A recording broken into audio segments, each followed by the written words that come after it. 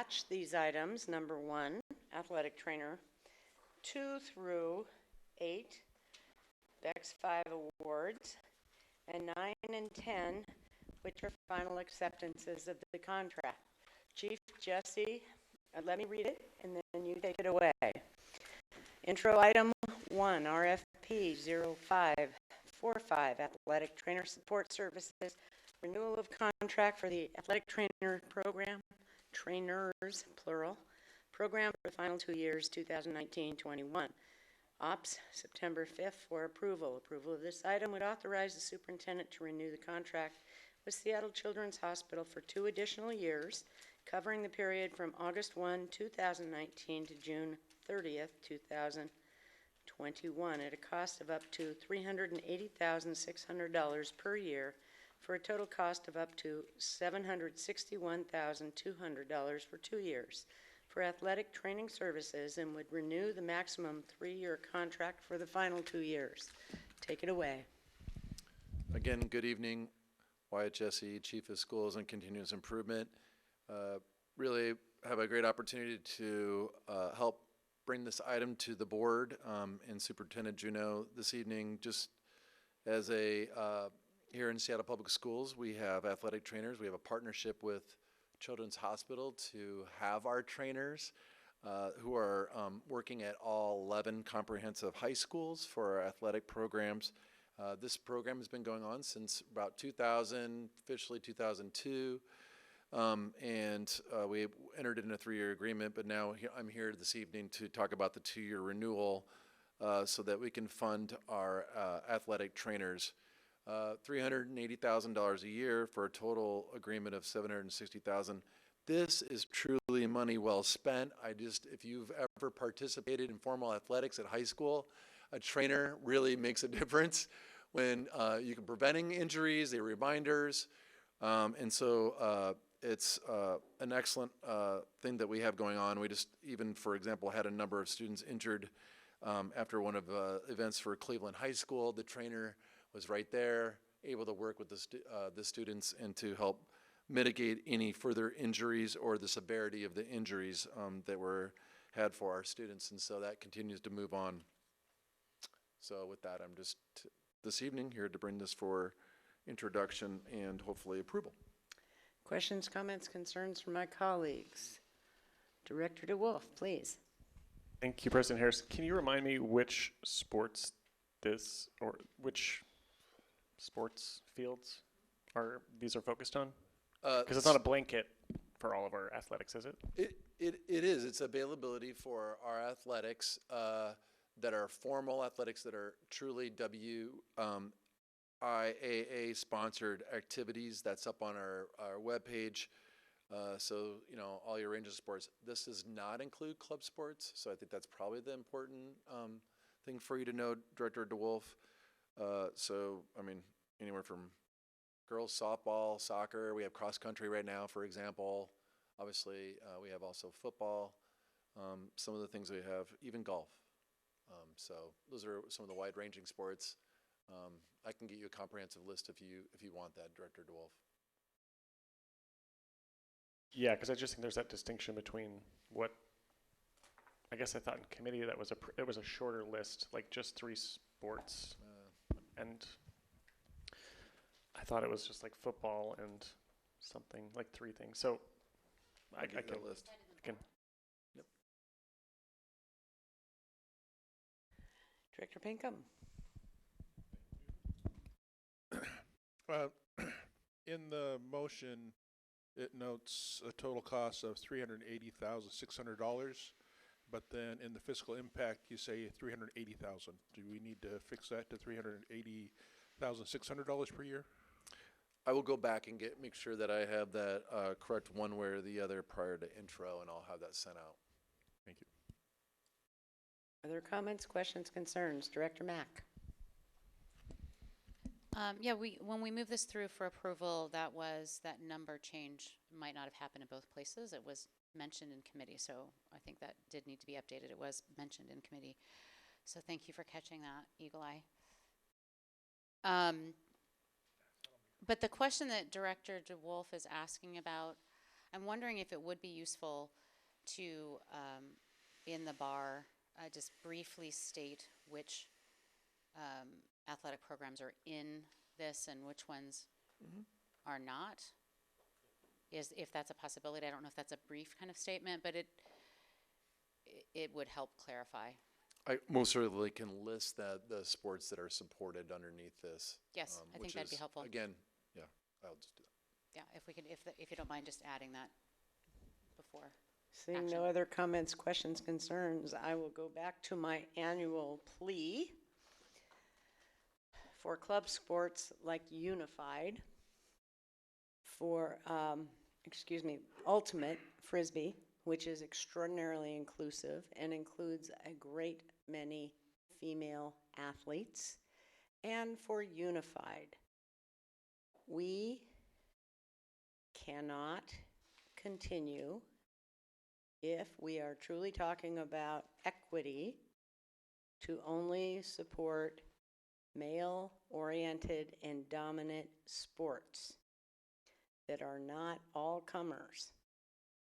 And we keep talking about it. We also keep talking about traumatic brain injury protection, and we had Stan Owings down here a few years back, and our former chief of operations, or associate superintendent, Herndon, had some ideas about that. But I am as uncomfortable with our not recognizing more inclusive athletics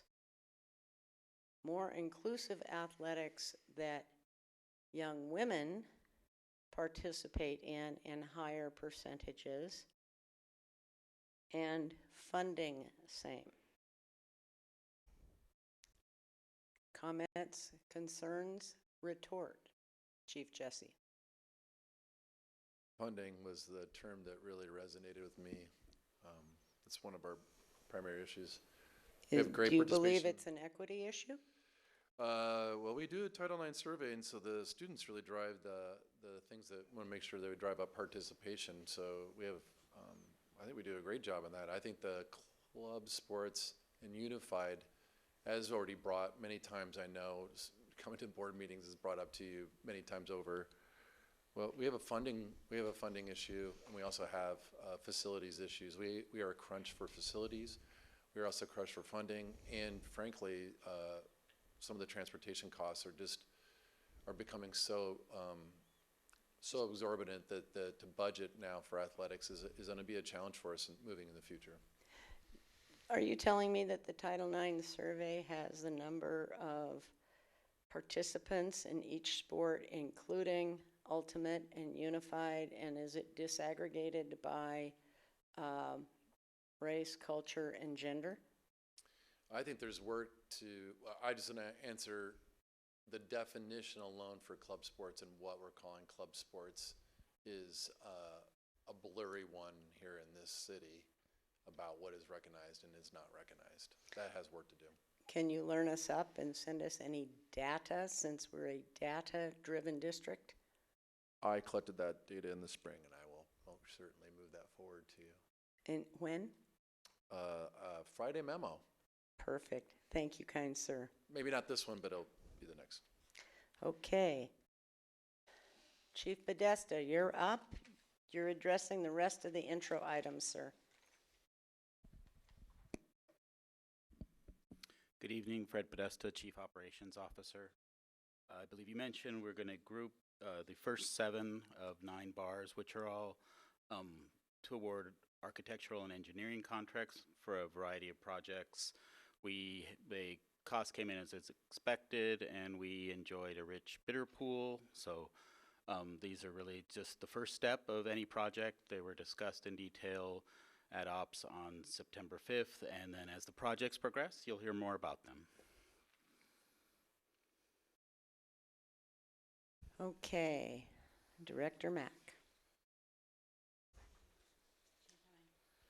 Okay, we have a written agenda here. We can read all of these into the record, or because they are publicly published, if directors have a question about one of these items for Chief Podesta.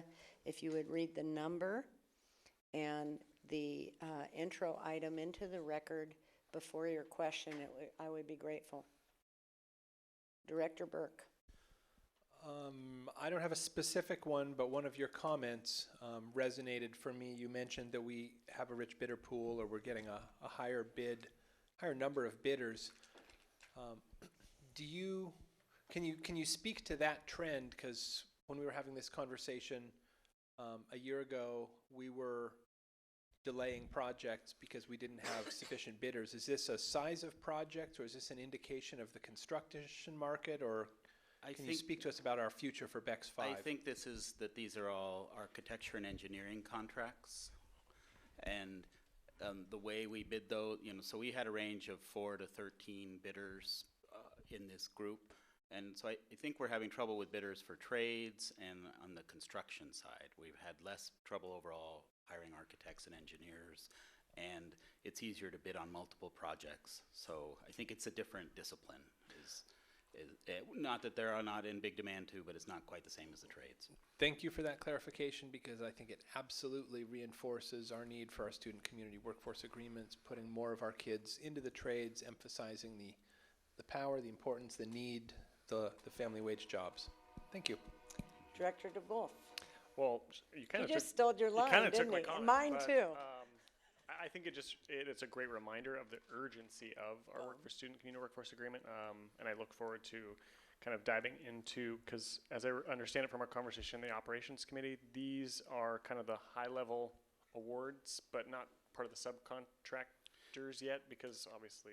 This is all designing the projects. Exactly. And so this is the first step, and there again, we have several firms that are interested, but and the community workforce agreements usually apply to construction and trades in particular, not this phase of the work. Exactly. And many of these, there are some BEX 5 projects in here. Many of these you'll see are BEX 3 and BEX 4. So we're not quite ready to worry about construction contracts for BEX 5 by and large. Oh, I'm worried, but Yeah, I mean, I'll save it for later. yeah.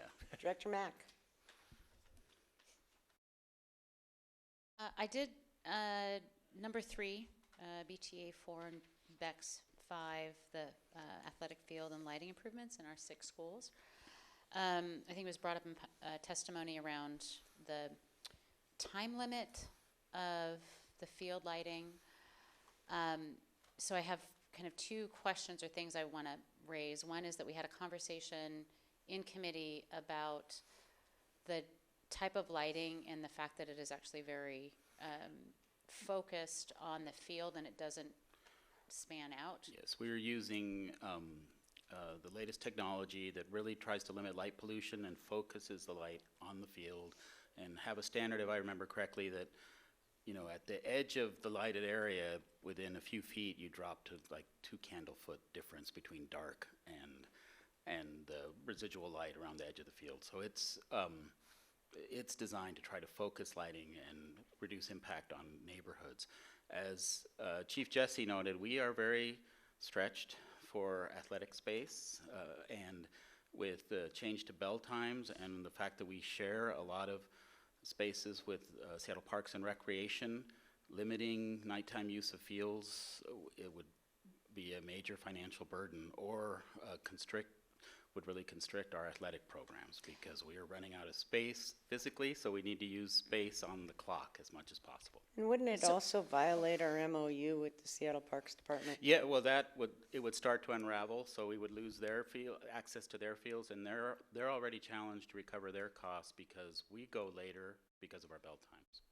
Director Mack. Yeah, that actually dovetails into a process and procedure policy question of where that sort of thing would exist if it does exist. And so that exists in our MOU with the Parks Department on fields. Do we have a specific one, or is this the joint use agreement? That's the joint use agreement. They get access to our field when school activities are done because of the change in bell times. We're getting off the fields later, and so that's giving them less access. But the joint use agreement is, I'm trying to remember when that came or is coming through ops for an update. of what, or isn't it up for renewal again? Are we in It's up for negotiations? renew- Where are we at in we're- the process of the We joint are use in agreement? negotiations. I think we've agreed to roll it one more year because there have been a lot of changes with no change.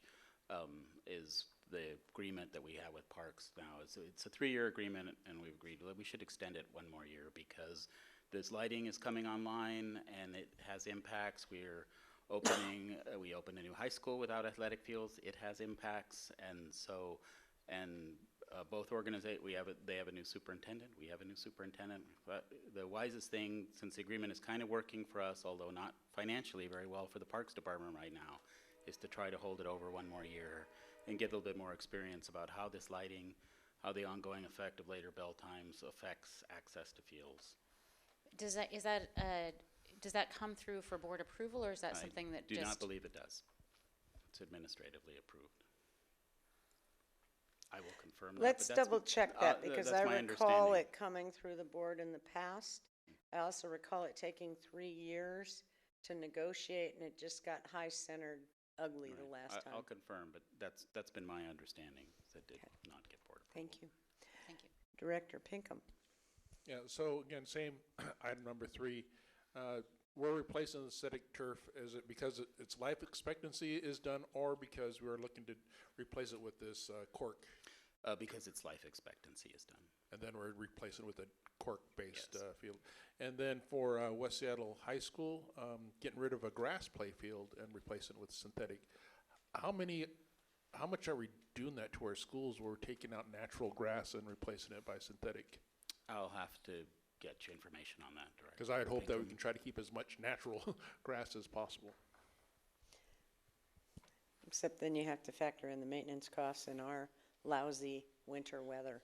Well, we had a lawnmower stolen one year, so. Well, we found it, now we got to use for it. Okay, any other questions on items 2 through 8? And Chief Narver, I'm good with referencing the public record and the questions, yes? No, you've got a loud voice, it's showing up, thank you. Thumbs up from Chief Counsel. Okay, then we are moving on then to items 9 and 10 and last. Item 9 is final acceptance on the relocation contract for portables for the 18-19 school year. There was a point made in public testimony that there was a fairly large change order. The district specified adding more portables into the contract that had originally been estimated. And there was a lot of site work done at one particular site, which was more construction than just moving a building, which these normally are. Which site would that be, please? That was, let's see, I think it was at Van Asselt for the temporary location for Wing Luke is where that had to be done. The bottom line price for relocating 19 portables ended up actually being pretty favorable.